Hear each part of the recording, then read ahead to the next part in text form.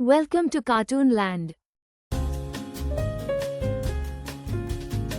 ఒకరోజు ఉదయం వాళ్ళ తల్లి పక్క ఊరికి పోయి వస్తానని చెప్పి ఇంట్లో వీళ్ళిద్దరినే వదిలి వెళ్ళింది. నన్ను వదిలి వెళ్ళకమ్మా అని ధాత్రి అమ్మను అడిగింది. అప్పుడు అమ్మ, త్వరగా వచ్చేస్తాను, అన్నయ్యతో అడుకో అని చెప్పింది. ఆ సమయంలో ఇంటి వెనకాల ఉన్న చిన్న పొదల మధ్య అటూ ఇటుగా పరుగులు తీస్తున్న చిన్న నీలం రంగుల మెరిసే జీవి కనిపించింది. అన్నా, అక్కడ చూడు, బంగారు పిట్ట అని ధాత్రి గిగచేస్తూ అరవడంతో బుద్ధూ దాని వెంట పరిగెత్తాడు. ఆ జీవిని వెంబడి వెళుతూ పోతుండగా వారు పొదల్ని దాటి పాత చెట్టు మధ్య ఉన్న ఓ చిన్న రహస్య మార్గంలోకి చేరిపోయారు. ఆ మార్గం లోపలికి అడవిలా మారింది. ఇది మామూలు అడవి కాదు అన్నాడు బుద్ధు. అన్నా, ఇది మాయా అడవి కదా, ధాత్రి నవ్వింది. ఆ సమయంలో ఒక చిన్న బంగారు కలపల్లా ఉన్న పాము వచ్చి మాట్లాడింది. మీరు మాయా అడవిలోకి ప్రవేశించారని తెలుసా? ఇక్కడికి వచ్చిన ప్రతి ఒక్కరూ 3 పరీక్షలు ఎదుర్కొనాలి. అప్పుడే బయటికి వెళ్ళొచ్చు. పరీక్షలు ఏంటో చెప్పు అని ధైర్యంగా అడిగాడు బుద్ధు. పరీక్ష 1, ధైర్య పరీక్ష. ముందు వాళ్ళు ఒక పెద్ద నీటిలో తేలుతున్న పొలమూనుగుల ప్రాంతానికి వచ్చారు. ఒక ఆకు మీద నిలబడాలి, అది తేలాలి, పడకూడదు. కాని ఆకు చాలా చిన్నది. ధాత్రి భయపడింది.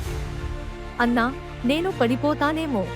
బుద్ధు తన చేతులు ఆమెకి అందించి వాడు ఆకు మీద నిలబడి ధైర్యంగా ధాత్రిని లాగాడు. వారు సురక్షితంగా ఆకు దిగి రావడంతో పాము వచ్చి అంది, పరీక్ష 1 ముగిసింది. మీరు నిజంగా ధైర్యవంతులు. పరీక్ష 2, స్నేహ పరీక్ష. వారు ఓ చెట్ల మధ్యకి వచ్చారు. అక్కడ 40 చిన్న ఖడ్గముగురు పిల్లల్ని బందీలో పెట్టారు. వాళ్ళు ఏడుస్తున్నారు. పక్కనే ఓ పెద్ద మాయగాడు కనిపించాడు. ఈ పిల్లలను విడిపించాలంటే మీ ఆహారాన్ని ఇవ్వాలి, లేదంటే మీ ప్రయాణం ముందుకు పోదు అని చెప్పాడు ఆ మాయగాడు. బుద్ధు తన జేబులో ఉన్న బిస్కెట్ల ప్యాకెట్ తీసి చిన్నపిల్లలకి ఇచ్చాడు. ధాత్రి తన చేతిలో ఉన్న ఒక చిన్న బొమ్మ కూడా ఇచ్చింది. పిల్లలు ఆనందంతో నవ్వారు. మాయగాడు మాయమయ్యాడు. పాము మళ్లీ వచ్చి, మీరు నిజమైన స్నేహితులు. పరీక్ష 2 పూర్తయింది అని చెప్పింది.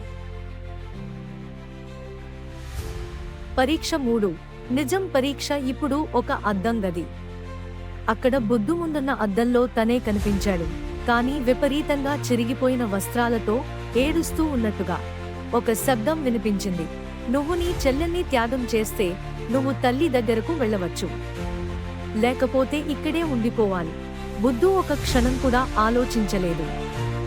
నాకు నా ధాత్రి ముఖం చూస్తే చాలు, మరేం అవసరం లేదు అని బిగ్గరగా అరిచాడు. అద్దం పగిలిపోయింది.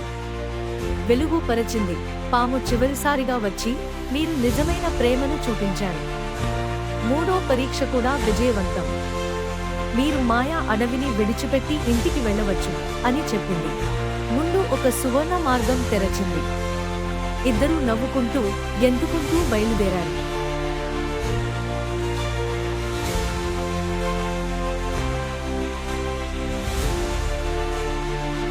తిరిగి తల్లి ఇంటికొచ్చారు. తల్లి ఇంటి తలుపు తెరిచి, బుద్ధు, ధాత్రమ్మ, నేను వచ్చేసా అన్నది. వారిద్దరి కళ్లలో ఒక వెలుగు మెరిసింది.